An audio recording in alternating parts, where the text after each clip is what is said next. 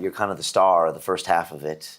What do you want people to take from watching something like this? What are the steps you want them to take after something like this? Gosh, that's a tall order. I think this film is a call to consciousness and to re-understand our relationship with nature. I mean, that's the core of the message. And the core of the message is we're estranged from nature. And I watch my brother say these things. So looking at, and I've been saying the same things for myself for, 18 years or whatever. And so the message really hasn't changed. But people have got to start taking this seriously. We're as a species very well able to deny it. And again, it's about, as a species, we're protective of our comfort zone. But that can't last. It's not sustainable. We've reached a point now where we're seeing the consequences of our neglect of the lessons which we've known for 30 years or more. We could have started 30 years ago anticipating what is happening now and taken steps to mitigate it. We didn't do that. We're not good at looking much past the next quarter. We're not good at looking 50 years into the future. So denial works to a certain extent, but now we're about to hit the wall, and it's not going to be pretty. And I don't know. I don't have the answer. I don't know. Maybe it's not fair. I mean, you don't want to alarm people, but you want to alarm people enough to think about this. How much time do we have? You were on the show today. Well, we were talking about this morning. I think that 2020 is an important year. The next decade is the most important decade our species may ever confront, because I think at the end of the 20s, we will look back and we will either be able to say, we got this thing, we woke up, we made radical changes that will turn the ship around. It'll take a long time. I mean, even if we do wake up and do what we need to do, it'll still take 30, 40 years for things to settle down. Or we'll look back and say, it's too late.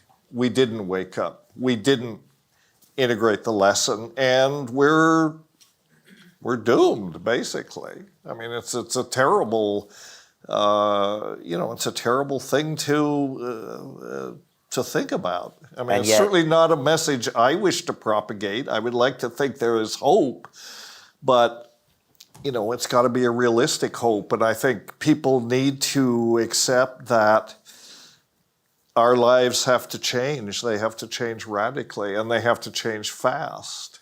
And Gaia is going to live on either way, with or without us. Well, Gaia, if you mean by that the community of living species, Gaia will survive. Life on Earth is going to survive.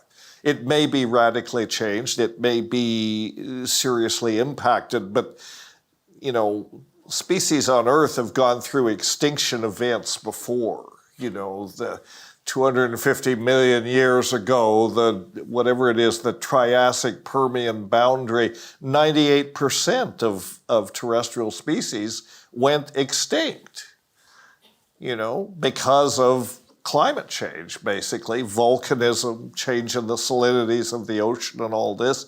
And yet, of course, things survive. Life is tough. But wiping that many species off the planet, what it did was it opened up an opportunity for then life to diversify and proliferate and flourish. But it played itself out over millions of years, hundreds of millions of years. We don't think on that scale. Gaia thinks on that scale. Life works on that scale, evolutionarily. Our time frame is much shorter. Our perspective's much shorter. The environmental changes that are happening now are going to make it tougher on life, but life will be able to survive. We may not be able to. We may not have the adaptability. to do it. But I think we have I think the ability to deal with these problems does exist, but there has to be a consensus emerge. This is why I say, first the monkeys have to wake up, but that's the first step. Then we have to wise up, and we have to, by wise up, I mean that we have to become wise. We have to think about things in a very clever way, which we've not done before. Our cleverness, we're extremely clever as a species, we're not very wise. We need to bring those things into congruence, into synchrony. And then we need to somehow create a global consensus. And this is the tough part. How do you get us as a species to come together and realize there are things we can do to save the planet?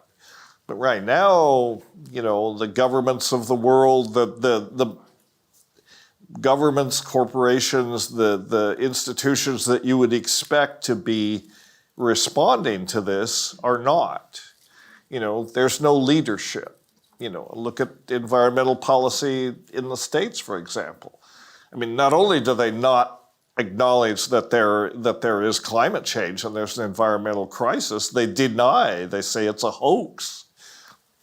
A hoax as California burns, as the sea levels rise. Some joke, right? This is why you have those bad trips sometimes.